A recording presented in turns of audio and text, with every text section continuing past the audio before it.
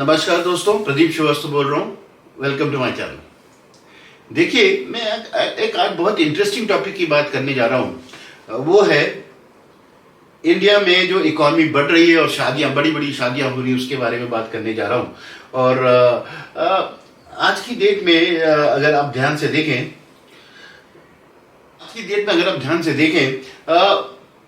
India में weddings जो हैं सिर्फ एक फैमिली इवेंट नहीं रह गया है, राइट। वो एक इकोनॉमिक इंजन बन गया है। और ये लोग जो हैं वो इतना ज्यादा खर्चा कर रहे हैं जो कि जनरली एक वेडिंग में नहीं होता है, राइट। और ऐसा देखने में हर जगह दिखता है, और इस साल तो मुझे दिख ही रहा है। और मुझे लगा कि मुझे ये आपके सामने लाना चाहिए, क्योंकि इससे हमें क्या पता चलता है इंडियन इकोनॉमी के बारे में। ये एक बहुत बड़ा मुद्दा है, बहुत बड़ा पॉइंट है। इसके बारे में मैं बात करना चाहता हूँ, क्योंकि देखिए, बहुत ही सिंपल सी बात है कि ये जो इंडस्ट्री है शादी की, वो 10 लाख करोड़ की इंडस्ट्री है इंडिया में, राइट। ओके। और अगर आप बिलियन में डॉलर्स में 30 बिलियन डॉलर की इंडस्ट्री है, जो कि एक वेडिंग इंडस्ट्री है। सो मैं आपसे ये इस इकोनॉमी के बारे में, इतने लोग पैसा खर्च कर रहे हैं, इतने बड़ी बड़ी वेडिंग्स हो रही हैं, इंडियन इकोनॉमी की क्या सिचुएशन है, इसके बारे में बात करने जा रहा हूँ। और ये वीडियो बहुत ही इंटरेस्टिंग होने वाला है। Please do watch this video till the end, और जाइएगा नहीं, क्योंकि बहुत इंटरेस्टिंग होने वाला है। चलिए शुरू करते हैं। जो ये वेडिंग बूम है, इसके बारे में थोड़ा सा मैं आपको आइडिया देता हूँ कि जो मार्केट साइज है, जैसे मैंने आपको पहले भी बताया कि जो इंडिया में ये शादियों की बात हो रही है और इकोनॉमी की बात हो रही है, द इकोनॉमी और स्पेंडिंग पावर जो है इंडिया में बहुत ज्यादा बढ़ गया है, राइट। और इसलिए बढ़ रहा है क्योंकि इकोनॉमी अच्छी कर रही है, राइट। लोगों के पास डिस्पोजेबल इनकम ज्यादा है। आज की डेट में अगर आप देखिए, मिडिल क्लास फैमिलीज ले लीजिए, मिडिल क्लास फैमिलीज में ही जो है जो डिस्पोजेबल इनकम्स हैं वो बहुत ज्यादा बढ़ गई है, राइट। आप अगर यही चीज 5 साल 10 साल पहले का देखें, 5 साल पहले का देखें या 3 साल पहले का देखें, तो बहुत ज्यादा डिस्पोजेबल इनकम, राइट। और काफी सारा कंज्यूमर क्रेडिट भी है और एस्पिरेशनल स्पेंडिंग भी है। सो ये जो शादियों में इतना मोटा खर्चा हो रहा है, उसके 3 रीजन साफ साफ नजर आते हैं। तो डिस्पोजेबल है, एक एस्पिरेशनल वेडिंग हो गया है, और तीसरा जो है उनको आराम से जो है कंज्यूमर क्रेडिट भी मिल जाता है। सो इन 3 कारणों की वजह से सारी चीजें हैं। सो कहने का मतलब यह है कि जो वेडिंग्स हैं वो एक की इंडिकेटर होती हैं आदमी के डिस्पोजेबल इनकम के बारे में, आदमी के पास पैसा कितना है, मनी जो है उनके पास एसेंशियल्स के अलावा कितना ज्यादा है, उसके बारे में एक ये दर्शाता है। सो ये शादियां जो हैं बहुत ही इंपॉर्टेंट इवेंट्स बन गई हैं, राइट। और more and more destinations wedding होने लगी हैं, more and more big fat weddings होने लगी हैं, जो कि पहले नहीं होता था। और ये तभी पॉसिबल है क्योंकि इनकम्स बढ़ गई हैं, economy is doing well, there are various sources of things to do, whatever you want to do और whatever you want to spend in the wedding. So guys, ये बहुत इंपॉर्टेंट है। और जैसे मैंने आपको बताया है कि ये इसका मार्केट साइज मैंने आपको ऑलरेडी बताया कि ये 10 लाख करोड़ से ज्यादा है, और वेडिंग जो है हर साल जो है बढ़ता ही जा रहा है। अगर पिछले साल कहिए कि 5,000 डेस्टिनेशन वेडिंग हुई, तो इस बार 50,000 डेस्टिनेशन वेडिंग उम्मीद की जाती है। That is the kind of increase which is happening. जो एक एवरेज स्पेंडिंग हो रही है किसी भी, इवन लो मिडिल क्लास की ले लीजिए, वो करीब 32 से 35 लाख की एवरेज जो है किसी भी शादी की स्पेंडिंग हो रही है। और काफी ज्यादा पैसा जो है वेन्यूज पे खर्च हो रहा है, ज्वेलरी पे खर्च हो रहा है, कैटरिंग पे खर्च हो रहा है, ट्रैवल पे खर्च हो रहा है। सो ये सारा कॉम्बिनेशन जो है इकोनॉमी को बूम कर रहा है।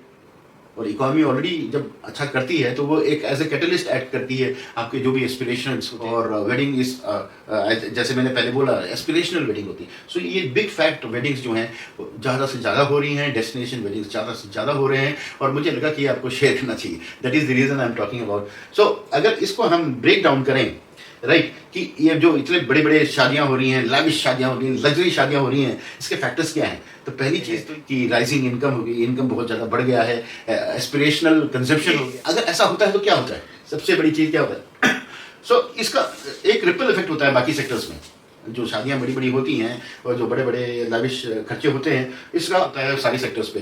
तो पहला रिफिल इफेक्ट होता है, जितने भी हॉस्पिटैलिटी से रिलेटेड वेन्यूज़ हैं, होटल्स हैं, उनमें उनके ऊपर स्पेंडिंग काफ़ी होती है, तो वो इंडस्ट्री ग्रो होती है। दूसरी है ट्रैवल इंडस्ट्री ग्रो हो रही है, तीसरी है अपैरल इंडस्ट्री ग्रो हो रही है, चौथी है ज्वेलरी इंडस्ट्री ग्रो हो रही है, और पांचवा जो इंडस्ट्री है वो भी बहुत इंपॉर्टेंट हो गया आज की डेट में, एंटरटेनमेंट इंडस्ट्री ग्रो हो रही है। और आखिरी जो कहना बहुत ही जरूरी है वो कि डेकोर इंडस्ट्री, डेकोरेशन की इंडस्ट्री भी काफी ग्रो हो रही है। सो ये सारे सेक्टर्स में इसका रिपल इफेक्ट आ रहा है, जिसकी वजह से ये सेक्टर्स भी ग्रो हो रहे हैं, राइट।